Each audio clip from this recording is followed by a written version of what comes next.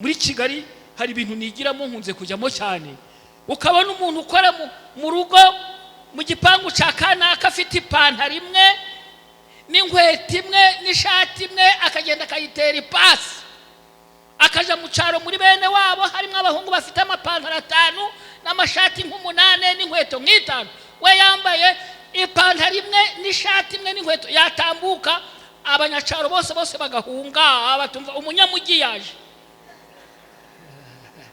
mwijuru. Rero ndavuga ngo nubwo nta kandi kazi nakora, hari teranira bo mwijuru bazakora, bazaririmba no kurya, nukuririmba no kurya gusa, mubimenye kurya no kuririmba, tukarya twakuva byanze tukaja kuririmba. Je ngavuga ngo rero nubwo ntaba muri abo baririmbyi nkacungana n'igifu nagezeyo, Yesu ashimwe, cyo kuba ngo responsable, byo kuba ngo hirwa batazaboneka mu muzuko wa kabiri. Ndakomeza nsome amagambo asa nk'ashaka gusoza ariko anakomeza abagenzi. Luka 22 ku murongo wa 28, ndaba nsigaje gusoma isomo rimwe nuko tukakomeza igitaramo. Yesu ashimwe, ndikumva mutanyitayeho mwishakira igitaramo. None se mvuge ngo hasigaye isomo rimwe, habe n'uwavuga ngo amen ashwi. Niko Imana ni nziza. Abigishwa baje impaka z'umukuru cyangwa se z'ubukuru, maze habyuka impaka muri bo ngo ninde muri bo ukwiriye gutekerezwa ko ari we mukuru. Arababwira ati abami b'amahanga barayategeka, n'abafite ubutware bwo kuyatwara bitwa baruhekera ababyeyi, ariko mwebweho ntimukabe mutyo, ahubwo ukomeye muri mwe abe nk'uworoheje, n'utwara abe nk'uhereza. Umukuru ni uwuhe? Nuherezwa cyangwa nuhereza? Suherezwa, ariko jewe ndi hagati yanyu meze nk'uhereza. Arongera babwira yuko amagambo yo kubahumuriza, aravuga ati nimwe mwagumanye nanje, twihanganana mu byo nageragejwe, nanje mbabikiye ubwami, kuko data yabumbikiye, kugira ngo muzarye munwe mwegereye ameza yanje mu bwami bwanje, kandi muzicara ku ntebe z'icubahiro, mucira imanza imiryango 12 y'Abisirayeli. Nimwe mwagumanye nanje. Ni Yesu wari gukomeza abigishwa be, ariko namwe murebe burya Imana yaduhaye isabato yarakoze, akanako kankasubiremo. Kuva mu gitondo buri wese yibagiwe ibyo arararira n'ibyo ariririrwa, n'akazi yararakora n'amafaranga yararinjiza, butike bayifunze, tukaza gukurikirana iby'Imana. Buryo uzabasemba azabasinzi mu mutwe azabameze. Semba mvuze uwanyuma. Igihe twigiye amateraniro tuyajyamo, ibyigisho biyobora bakuze kwiga Bibiliya, ibyigisho ari byo bita icyumweru cyo gusenga, ibyo turabikora. Twumva amakuru y'ahandi uko abandi babikoze, tukongera tukumva amakuru yo muri Bibiliya, tukumva uko abantu bakera bihanganye. Ubu kuva mu gitondo turi mu by'Imana, uwaduha umushinga w'ibirayi twamubwira ngo wamupagani wereka. Abantu bitanze bavuye mu byabo, ubu turi mu by'Imana. Nsabe nabo abantu b'i Kigali bavandi, ubu mwitanze, mwavuye mu byanyu mwaje mu by'Imana. Imana namwe ijiraje mu byanyu. Narababwiye ngo mushobora kuba mutankunda ariko nje ndabakunda, mushobora kuba mutankunda ariko ijuru rirankunda jewe. Burya igihe rizashiraho akadomo ngo ibiryo Karenzo yariye birahagije, amazi yanyoye arashoje, imyambaro yambaye duhagarikiye aho, bazarira ariko tutarajana. Ahubwo uzankangura n'umwe ni Yesu gusa nakundanye nawe. Yesu ashimwe. Ahumuriza rero abigishwa be, mu gihe babaraga uraba mukuru muri bo, bakishakisha bakibura, bamwe bagapereza bati burahari ni Yohana kuko yiswe urukundo n'umwishe yakundaga, abandi bati ni Petero wihaga ivuze. Ndibuka mukomeza gusoma murasanga nyina wa Yakobo na Yohana yarageyegereye Yesu ati ndagusaba mwigisha, ngirira imbabazi aba bana banje, umwe azicara iburyo bwawe undi bumoso.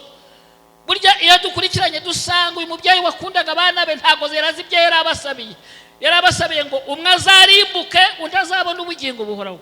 Yesu amugirira imbabazi aravuga ati umva ibyo ntago ari njyewe ubitanga, ni imbabazi yaradohoye yavuga ngo yego.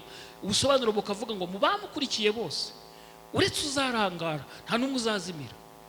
Mu bamukurikiye bakamukunda bakamwubaha bakamuhesha icyubahiro nta n'umwe uzazimira. Nuko Yesu arabahumuriza atumva ibyo ubutwari mu bireke.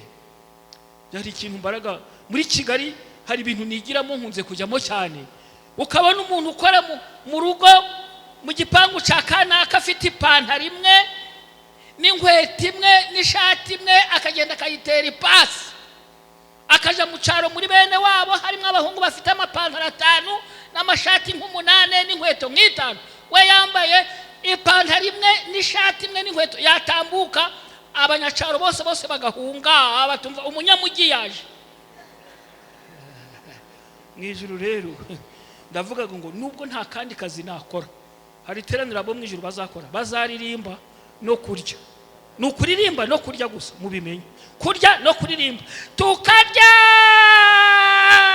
twakuva byanze tukaja kuririmba. Je ngavuga kuva rero nubwo ntaba muri abo baririmbyi nkacungana n'igifu nagezeyo. Yesu ashimwe cyo kuba ngo responsable byo kuba hirwa batazaboneka mu muzuko wa kabiri, ari uwa mbere gusa babandi bye kumana. Ndasoza kusoma navuze rero katurabakumbuye kuzajyayo, uje murajamo nta bikino birimo, mutarebeye no ku bantu.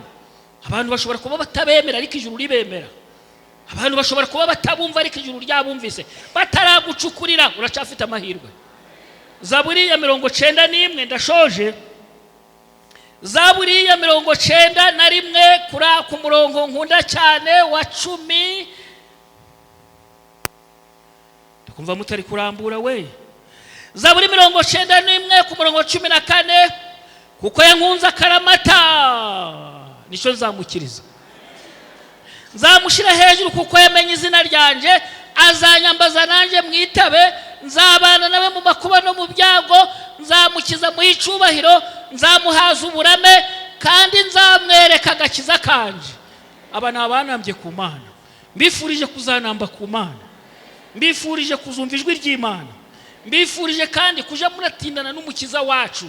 Niwe wenyine mushobora gutindana mugatandukana ntaca gutwaye. Ushobora gutindana n'umuntu akagutesha umutwe, akakubuza amahoro, akakwemeza ibitari byo, ariko iyo ukundanye na utindanye nawe aguhindurira amateka, abantu bakakwibazaho. Nibande bifuza gutindana n'umukiza wawe. Rero atubikiye ubwami, Imana duhe kwihangana no gukomeza urugendo. Yesu naza azaduha ubugingo buhoraho. Niko gusenga kwanje namwe ndabasabira nanje nisabira mu izina rya Yesu. Bye bye. Imana ibahe umugisha kandi ijuru rizadushoboze kuzongera kubonana. Bidashobotse ku giti cy'ubugingo baradutegereje. Murakoze cyane. Reka mikoro nyisubize rero uwayoboye, asigaye mukomeze muryoherwe n'igitaramo kandi Imana ibane namwe. Ubu nanje ibirenge byerekeje y'Iburera. Uri muraseka ariko niko bimeze, kuko nshoje amavuna nkazi wawe wasanga uri kwijujuta, ariko ngo uyu mubwiriza utatahi wabo ndatashe. Imana bagirire neza. Murakoze. Murakoze. Mukomeze mugire isabato nziza. Atarajya kwicara, reka nubwo nayoboye gahunda ntabwo ari njye nyiri urugo, reka nsabe umuyobozi mukuru w'itorero azamfashe nkuko umwigisha akomeje kuvuga ko arimo gusezera, buriya yashatse gusobanura koko agiye. Abanatoye itsinda rinini rihagararira abandi, nifuza ko ndishima riri kumwe n'umubwiriza, ariko ndabashima mu izina ry'itorero rya Makoro, kubera ko byanze bikunze mu gitondo na nimugoroba mu mibyizi mwahagarariye itorero nk'intwari, ariko muhagararira by'umwihariko abasore. Nubwo mubona nahamagayemo abakuru, byagenze neza, ijuru riratabara, ibintu byose bikorwa muri gahunda kandi biremera. Imigani 3:6 uhora umwemera mu migendere yawe yose, nawe azagenza ute? Azajya kuyobora inzira unyuramo. Uyu mwene data Karenzo ijuru ryarabikoze riramuyobora, niyo mpamba nkuru adusigiye yo kugira ngo natwe nitugendera muri iyo nzira ijuru rye rituyobora. Ryarabikoze, izina ry'Imana rihabwe icyubahiro. Mu rwego rw'itorero tumushimiye ku mugaragaro, niyo mpamvu nahamagaye aba bantu bahagararira itorero banyemerere agiye guhagarara hari hagati, tugiye gufata ifoto mu izina ry'itorero, arahagarara hagati yabo bamushyikirize impano mu rwego rw'itorero. Uyifite nayizane hafi, kandi murakora umukoro, ifoto ifatwa muri yaranja iyo mpano mwese muyikoreho, muyikirize umubwiriza. Ni ikimenyetso nk'impano, na impano yo twamuhaye y'ukuri ntago twayibona, ariko byagenze neza. Ijuri mu babugufi birakorwa biremera ikizami. Iyi mpano muramuhereza murukona envelope y'igipapuro, ariko harimo akanyoni ntikaguruke. Harimo iki? Nibanga gusa ko kera n'abantu bashushanyaga ku rupapuro bakabyohereza umukobwa kandi akavamo urukundo. Siko byagendaga? Ari ukwandikaho ndagukunda nk'urwifi ukunda amazi, ari icyo gusa kirimo, ariko kikanyura uwo bacyandikiye yashaka shushanyaho imitima.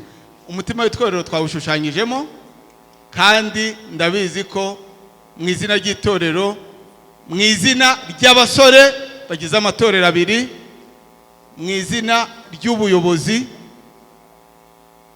tutabashe kuboneka hano kubera impamvu z'umwiherero, tugushimiye umurava wagize, tugushimiye ubwitange wagize, tugushimiye umuryango wasize kandi ukaba bugufi.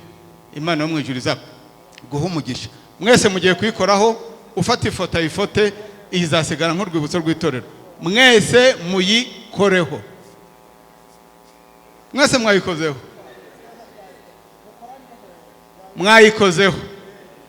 mwayikozeho ivugabutumwa mu isengesho riherekeza iyi mpano. Twese duhagaze tubone dukomeze igice kindi.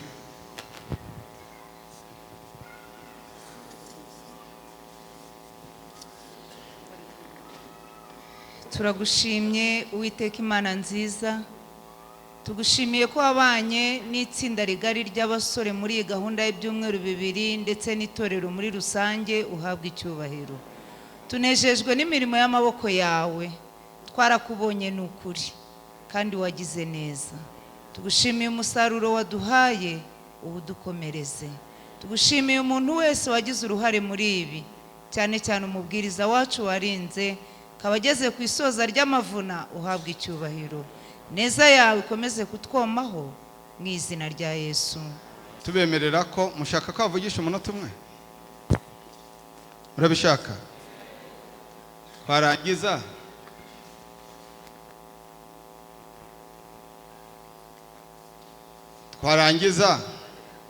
Twarangiza nkababwira igikurikiraho mu munota umwe.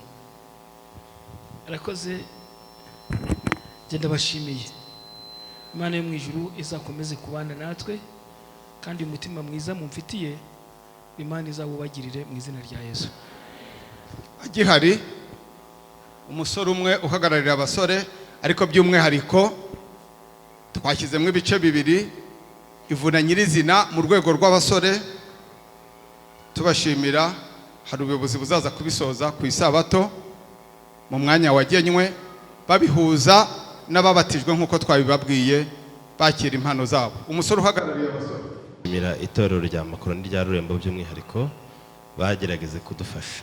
Ndashimira abasore bose twafatanyije umurimo wari usa nkaho ugoranye. Imana ibaho umugisha kandi bagurira impano.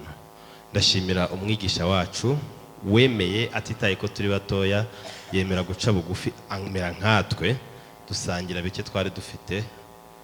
Rwose uyu musaza uko mureba uku nguku ni umwana mwiza.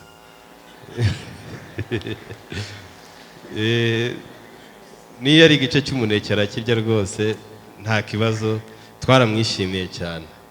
Ndashimira kandi umukuru w'itorero mukuru, ndashimira Madamu Pasiteri wagiye adufasha mu buryo butandukanye bw'amasengesho. Imana mwese izabiture ibikwiriye. murakoze, Imana ibahe umugisha.